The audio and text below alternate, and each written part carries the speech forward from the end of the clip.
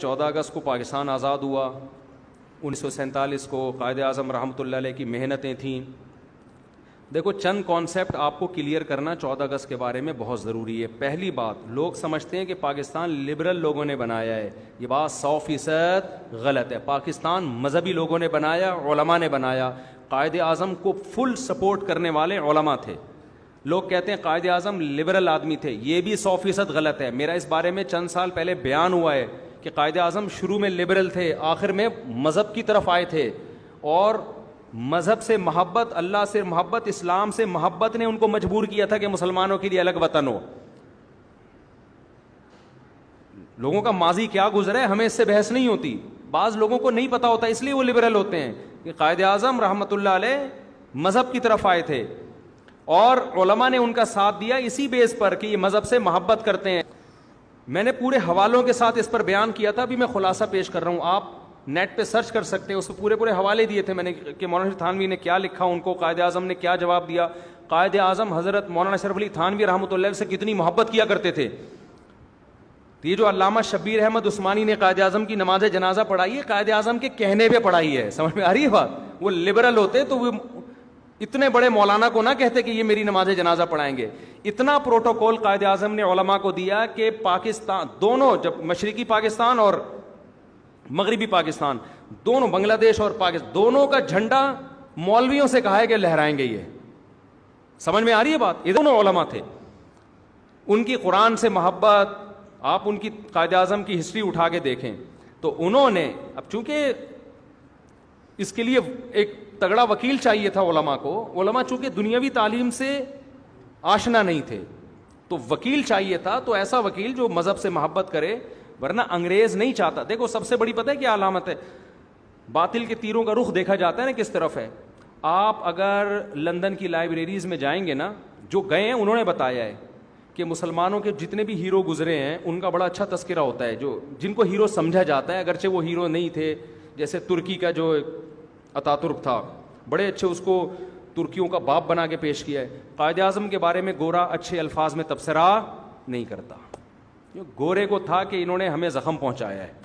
گورے کی پالیسی کچھ اور تھی کہ یہاں مسلمان میں پسیں گے انڈیا میں نا، ہندوستان میں. گورے کی پالیسی یہ نہیں تھی کہ مسلمانوں کے لیے الگ ملک ہو. تو پہلا تو آپ نے کانسیپٹ یہ کلیئر کرنا ہے کہ قائد اعظم رحمۃ اللہ علیہ جو بانی پاکستان تھے، علماء کی، ٹھیک ہے کچھ علماء مخالف بھی تھے لیکن وہ اس بیس پہ مخالف تھے، ان کی رائے یہ تھی کہ انڈیا پاکستان کو ٹوٹنا نہیں چاہیے، اگر یہ ایک رہے گا تو ہم یہاں حکومت کریں گے ہندوستان میں. مولانا شریف تھانوی رحمۃ اللہ علیہ کی رائے یہ تھی کہ ہندو اکثریت میں ہے، مسلمانوں کے پاس کچھ بھی نہیں آئے گا اور انگریزوں کی ساری ہمدردیاں ہندوؤں کے ساتھ ہوں گی. مسلمانوں نے گوروں کو اتنے زخم چٹائے ہیں کہ کبھی بھی برطانیہ جو ہے وہ مسلمانوں کو ہندوستان میں سپورٹ نہیں کرے گا. تو ابھی تھوڑا مل رہا ہے لے لو ورنہ اس سے بھی جاؤ گے، یہ مطلب تھا ان کا. تو ہماری رائے میں حضرت مولانا شریف تھانوی رحمۃ اللہ علیہ کی رائے درست تھی. باقی اختلاف اس میں تھا لیکن وہ اختلاف بھی جب پاکستان بن گیا تو ہمیشہ کے لیے ختم. مولانا حسین مدنی رحمۃ اللہ علیہ کی رائے یہ تھی کہ نہیں ٹوٹنا چاہیے، لیکن جب پاکستان بن گیا تو انہوں نے پاکستان کو مکمل سپورٹ کیا. ان سے پوچھا کہ حضرت آپ تو پاکستان بننے کے خلاف تھے، اب آپ پاکستان کو سپورٹ کیوں کر رہے ہیں؟ انہوں نے کہا کہ مسجد بننے سے پہلے اختلاف ہو سکتا ہے کہ یہاں مسجد بننی چاہیے کہ نہیں، جب بن جائے تو وہ مسجد کیا ہے؟ قابل احترام ہے. کتنی زبردست رائے تھی ان کی. تو جو مخالف تھے وہ بھی پاکستان بننے کے بعد پاکستان کے حق میں ہو گئے تھے. تو اس میں علماء کا بہت بڑا کردار تھا. ایک کانسیپٹ یہ درست کریں آپ، سمجھ میں آ رہی ہے بات؟ پہلا کانسیپٹ، قائد اعظم سیکولر نہیں تھے. یہ جو آج کل لوگ نا پاکستان کو سیکولر اسٹیٹ بنانا چاہتے ہیں، لہٰذا قائد اعظم کو بار بار سیکولر سیکولر سیکولر کہہ رہے ہوتے، ثابت کر رہے ہوتے ہیں. نمبر 2، پاکستان بنانے میں علماء کا سب سے زیادہ کردار ہے، سب سے زیادہ سپورٹ کیا علماء نے. تیسری بات، نسبتاً اسلام کے نام پہ بنائے. سمجھ میں آ رہی ہے بات؟ چند سال پہلے پاکستان میں اس طرح کی تحریکیں چلنا شروع ہوئی تھیں کہ پاکستان ایک سیکولر کنٹری ہے، پاکستان کے آئین میں جو لکھا ہوا ہے کہ قرآن و سنت کے خلاف کوئی قانون نہیں بنے گا، اس کو ہٹوانا چاہیے. میں نے خود بیان سنا چیف آف آرمی کا، اس وقت غالباً راحیل تھے، انہوں نے بیان کیا کہ پاکستان میں یہ جو کانسیپٹ ہے نا کہ اسلامی کنٹری ہے، یہ پاکستان سے ختم کرنا ممکن نہیں ہے. بڑا خاندانی بیان کیا تھا انہوں نے، اس لیے کہ میں اب آپ کو اپنے الفاظ میں ڈیفائن کرتا ہوں. اگر پاکستان میں آئین میں یہ نکال دیا جائے نا کہ یہ اسلامی نہیں ہے, قرآن و سنت اور اللہ کے تصور کو نکال دیں, تو پاکستان ایک سیکولر اسٹیٹ بن جائے گا. تو انڈیا بھی سیکولر اسٹیٹ ہے یا نہیں ہے؟ کہنے کی حد تک ہے یا نہیں ہے؟ تو پھر انڈیا بین الاقوامی عدالت میں جا سکتا ہے کہ ہمارے کنٹری کو 2 حصوں میں توڑا گیا تھا اسلام کے نام پہ, جب یہ سیکولر اسٹیٹ ہے تو اب اس کو الگ وجود باقی رکھنے کا اس کے پاس جواز کیا ہو گیا؟ ختم. تو پاکستان ایک ایسا اسلامی کنٹری ہے کہ اس کے پاس اسلام کو ختم کرنے کا آپشن کیا ہو گیا؟ تو خاندانی ہونے کی علامت ہے یا نہیں ہے؟ کیا کریں یار, اردو میں تو اتنا ہی سمجھا سکتا ہوں میں. یعنی پاکستان ایسا خاندانی اسلامی ریاست ہے کہ اسلام سے پیچھے ہٹنے کا آپشن اس کے پاس ہے ہی نہیں. یہ اپنے وجود کو ختم کر دے گا اگر یہ سیکولر اسٹیٹ بن گیا. تو یہ تو ہمارے لیے فخر کی بات ہے. کیا خیال ہے بھائی؟ دیکھو ایک آدمی شریف ہے, اس کے پاس بدماش بننے کا آپشن ہی ختم ہو گیا. ایسے آدمی کو فوراً اپنی بیٹی دو گے کہ نہیں دو گے؟ کیا خیال ہے کہ یار اس میں بدماش بننے کا آپشن کیا ہو گیا؟ ختم. ڈاکٹروں نے کہا ہے اگر تو نے چرس پی تو مر جائے گا, تو نے سگریٹ پی تو مر جائے گا, تو نے گٹکا کھایا تو مر جائے گا. وہ کہے گا بھائی ہم تو مجبوراً اب شرافت کے ساتھ ہی ہمیں زندگی گزارنی پڑے گی. اب بولو گے یار یہ ایسا شریف ہے کہ اس کے پاس بدماش بننے کا آپشن ختم. تو پاکستان ایک ایسی اسلامک اسٹیٹ ہے کہ اس کے پاس سیکولر اسٹیٹ بننے کا آپشن ختم. یہاں لوگ ایک اعتراض کرتے ہیں اتنے سارے قوانین غیر اسلامی, اتنے سارے قوانین غیر اسلامی, عدالتیں خلا کی ڈگریاں پکڑا رہی ہیں دھاڑ دھاڑ کر کے. یہ کون سا خلا ہو رہا ہے بھائی؟ شوہر طلاق دے سکتا ہے, عدالت تھوڑی ڈیورس دے سکتی ہے. تو میرے بھائی یہ ہمارے نالائق ہونے کی دلیل ہے کہ ہم نے اسمبلیوں میں ایسے لوگوں کو بھیجا جو ان ایشوز پر آواز نہیں اٹھاتے. ہم نے بیوروکریسی میں ایسے لوگوں کو بھیجا کہ جو کوئی مثبت تبدیلی نہیں لے کر آتے. ہم نے فوج میں ایسے لوگوں کو بھیجا جو مثبت تبدیلی کی بات نہیں کرتے. ہم اگر اچھے لوگوں کو آرمی میں بھیجیں, ہم اگر اچھے لوگوں کو عدلیہ میں بھیجیں, ہم اگر بیوروکریسی میں اچھے لوگوں کو بھیجیں تو پھر اچھے لوگ ہی جائیں گے. مذہبی لوگ سب چیزوں کا بائیکاٹ کر کے اپنے آپ کو مسجد مدرسے تک محدود رکھتے ہیں. سارا سسٹم چلا جاتا ہے لبرل لوگوں کے ہاتھوں میں. پھر وہ قرآن و سنت کے نام پہ ہی یہ جو عدالتی خلا ہے نا, لیبل اس پہ قرآن و سنت کا لگا ہوا ہے. عدالت قرآنی آیتیں پڑھ پڑھ کے خلا کی ڈگری دے رہی ہوتی ہے. وَإِنْ خِفْتُمْ أَلَّا يُقِيمَا حُدُودَ اللَّهِ, یہ سورہ بقرہ کی آیتیں لکھی ہوئی ہوتی ہیں خلا پہ کہ حدود اللہ پہ چونکہ ایکچولی قائم نہیں رہ سکتے لہذا میں ان کو طلاق دے رہا ہوں. ابے قائم نہیں رہ سکتے تو کہاں سے طلاق دے رہا ہے؟ صحیح نا. تو لیبل سب قرآن و سنت ہی لگا. ایک صاحب نے مجھے کہا نا کہ وہ جنہوں نے قل ہو اللہ غلط پڑھی تھی, کون تھے وہ؟ رحمان ملک صاحب, انہوں نے قل ہو اللہ غلط پڑھی. مجھے کسی نے کہا دیکھو مفتی صاحب آپ بار بار کہتے ہو اسلامی کنٹری ہے, یہ کیسا اسلامی کنٹری ہے جس میں اتنی بڑی پوسٹ پہ آدمی کو قل ہو اللہ نہیں آتی؟ میں نے کہا یہ اسلامی کنٹری ہے جس کو قل ہو اللہ نہیں آتی مجبور ہے قل ہو اللہ پڑھنے پر. سمجھ میں آ رہی ہے بات؟ سسٹم کہہ رہا ہے قل ہو اللہ پڑھنی پڑے گی آپ کو, بسم اللہ پڑھنی پڑے گی, تقریر کا آغاز بسم اللہ سے شروع کرنا ہے, قل ہو اللہ پہ ختم کرنا ہے. سمجھ میں آ رہی ہے بات؟ جس کو نہیں بھی آتی وہ مجبوراً پڑھ رہا ہے. جب یہ الیکشن کے لیے سلیکشن ہو رہی تھی نا تو انٹرویوز ہو رہے تھے. سرگودا میں تھا تو الیکشن ہونے والے تھے, 20-25 سال پرانا واقعہ ہے. تو بہت سارے کینڈیڈیٹ جو آتے ہیں سلیکشن کے لیے تو ان کو پرمیشن ملتی ہے نا کہ آپ الیکشن میں کھڑے ہو سکتے ہیں. تو مجھے کسی سیاستدان نے بتایا یار مجھ سے اذان پوچھ رہے ہیں, اذان سناؤ. یہ کیوں پوچھ رہے ہیں؟ میں نے کہا آپ نے کیا ان سے, کہتے ہیں میں نے پوچھا یار مجھ سے اذان کیوں سن رہے ہو, میں تو الیکشن میں کھڑا ہو رہا ہوں. تو جو انٹرویو لینے والے نے کہا کمبخت تو اسلامی ملک کا سربراہ بننے جا رہا ہے, تجھے اذان بھی نہیں آتی کیا؟ تو شکر ہے دعائے قنوت نہیں پوچھی, ورنہ کسی کی بھی سلیکشن نہیں ہوگی. تو اذان کا کیوں پوچھ رہا ہے, کلمے کا کیوں پوچھ رہا ہے؟ اس لیے کہ کمبخت تھوڑا سا تو شو کرنا کہ تو مسلمان ہے, کچھ تو بتا. آگے پھر یہ پوچھ لے کہ فجر کی اذان اور ظہر میں فرق کیا ہے, یہ تو پھر بہت ہی مشکل ہو جائے گا.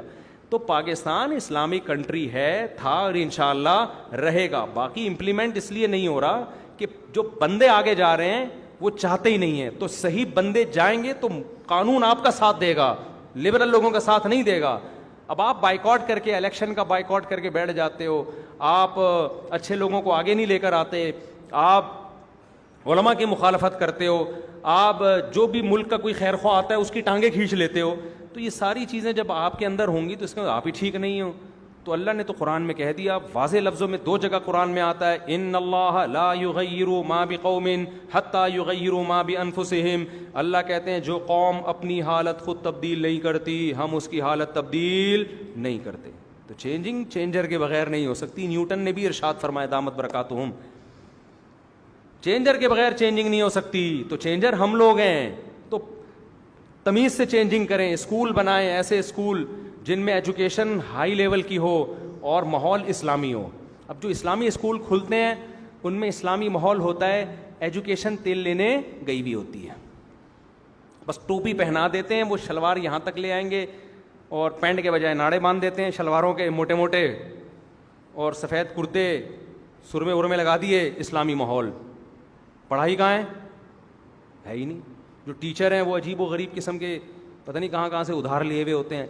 تو جب معیار ہی نہیں ہے, معیار ان اسکولوں کا ہے جو انگریزی اسکول ہیں, بلکہ انگریزی نہیں کہنا چاہیے, جو لبرل اسکول ہیں ان کا معیار اچھا ہے. تو لوگ کہتے ہیں یار اپنے بچے کو ڈاکٹر بنانا ہے, مولانا بنانا ہوتا تو مدرسے میں لے جاتے اس کو, تو ڈاکٹر تو بنے کم بخت.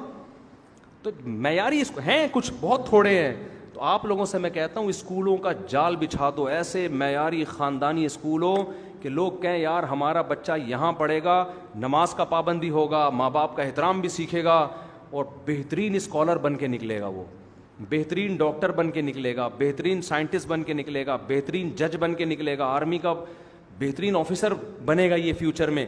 تو یہ ساری چیزیں ہم کر سکتے ہیں, لیکن ہم اس پر سوچنے کے لیے تیار بولو نہیں. اور جو کرتا ہے تو اس کی ٹانگیں کھینچنا شروع کر دیتے ہیں, نہ اچھا خود کرتے ہیں نہ کسی اور کو کرنے دیتے ہیں. یہ مارکیٹ میں چل رہا ہے. ہمیں انقلاب پتہ ہے کیسے چاہیے, اڑا دو, کنٹینر لا کے اسلام آباد بند کر دو, اس طرح ہمیں انقلاب چاہیے. روڈ بلاک کر دو, دھماکے کرو, حکومت کے خلاف فوج کو برا کہو, عدلیہ کو برا کہو. ایک صاحب نے لاہور سے مجھے فون کیا کہ لاہور کے جج نے اتنا غلط فیصلہ کیا اسلام کے اگینسٹ, آپ اس جج کے خلاف تقریر کریں. میں نے کہا میں جج کے خلاف تقریر کروں گا, اگلی تقریر کے میں قابل نہیں رہوں گا, توہین عدالت کا کیس چلے گا, مارکیٹ سے میں شارٹ ہو جاؤں گا, بس وہ میری آخری تقریر ہوگی اور عوام پہ اثر کچھ بھی نہیں ہوگا. اس کے بعد مارکیٹ سے شارٹ, اور آپ بھی مجھے جیل میں ملنے کے لیے نہیں آئیں گے کہ مفتی صاحب نے حق بولا تھا, چلو میں مفتی صاحب سے ملنے کے لیے آؤں, کوئی بھی نہیں پوچھے گا. کہہ رہے ہیں پھر کیا ہوگا, پھر کیا کریں. میں نے کہا آپ کے بچے کتنے ہیں؟ کہہ رہے ہیں میرے 3 بیٹے ہیں. میں نے کہا آپ تینوں کو کے بارے میں فیصلہ کرو, میں ان کو پاکستان میں سپریم کورٹ کا جج بناؤں گا تینوں کو, اور ابھی سے ان کی ٹریننگ شروع کر دو. انسان کا بچہ بناؤ, مذہب سے محبت سکھاؤ. میں نے کہا جب یہ سپریم کورٹ کے تینوں میں سے ایک تو کامیاب ہو جائے گا نا, سپریم کے نہیں تو ہائی کورٹ کے تو بن ہی جائیں گے. پھر میں نے کہا یہ انشاءاللہ غلط فیصلہ نہیں کریں گے. تو تبدیلی آ سکتی ہے لیکن تمیز سے. وہ تمیز مارکیٹ سے کیا ہے, شارٹ. ہم چاہ رہے ہیں ایک دم سے یوں الٹ جائے سارا سسٹم. اور اچھا لوگ اسی مولوی کو کہتے ہیں جو فوج کو گالیاں دے رہا ہو, عدالتوں کو گالیاں دے رہا ہو, حکمرانوں کو گالیاں دے رہا ہو, کہہ رہے ہیں حق پرست آدمی ہے. او بھائی ہے تو کریں کیا؟ اول تو ضروری نہیں حق پرست ہو, بہت سی باتیں غلط الزام بھی لگ رہے ہوتے ہیں, لیکن کیا کر رہا ہے یہ گالیاں دے کے, رزلٹ کیا نکل رہا ہے؟ رزلٹ زیرو ہے, کوئی فائدہ نہیں ہونے والا. کام کرو کام, سمجھتے ہو؟ تو پاکستان اسلامی کنٹری ہے, اگر اس میں غیر اسلامی چیزیں ہیں تو میرے اور آپ کی وجہ سے ہیں. ہم انسان کے بچے بن جائیں, مثبت تبدیلی لائیں تو یہ ساری چیزیں کیا ہو جائیں گی, سیٹ ہو جائیں گی. ملک ہمارے ساتھ ہے, قانون لا ہمیں سپورٹ کر رہا ہے. میں اسلام آباد یونیورسٹی گیا تھا پاکستانی لا پڑھنے کے لیے, تو جو ہم نے لا پڑھا سنا وہ سارے پروفیسر یونیورسٹی کے یہی کہہ رہے تھے کہ پاکستان کا آئین مولویوں کو سپورٹ کر رہا ہے. آئین کس کو سپورٹ کر رہا ہے؟ مکمل علماء کو سپورٹ کر رہا ہے. علماء آگے آنے کے لیے تیار نہیں ہے. سپورٹ مکمل ہمیں آئین کا, ہم تیار ہی نہیں ہے تمیز سے, جو ایک پروسیس ہے اس سے. تو اس کے لیے آپ کو دین کا علم بھی حاصل کرنا ہے, دنیا کی نالج بھی آپ کو حاصل کرنی ہے. انقلاب تو میرے بھائی اسی دونوں نالج سے آتا ہے. اچھا, ایک تو کانسیپٹ کیا ہو گیا, قائد اعظم کیا تھے؟ مذہب سے محبت کرنے والے. نمبر 2, پاکستان بنانے میں سب سے بڑا کردار کس کا ہے؟ علماء کا کردار ہے. تیسرا, جو علماء مخالف بھی تھے نا وہ بھی آخر میں ساتھ ہو گئے تھے. یہ تیسرا نمبر مستقل یاد کریں, کیونکہ میڈیا پہ یہ اچھالا جاتا ہے فلاں مولوی مخالف. تو بھائی تو مخالف تھے, رائے کا اختلاف تھا, بعد میں تو سپورٹ کیا انہوں نے. چوتھے نمبر پہ پاکستان میں جو آپ تبدیلی لانا چاہتے ہو تو کیسے لاؤ گے تبدیلی؟ ایجوکیشن سسٹم کو صحیح کر کے اپنے ہاتھ میں لو سسٹم, اور ایسے رجال یہ جو ادارے یہ کام کر رہے ہیں ان کو سپورٹ کرو.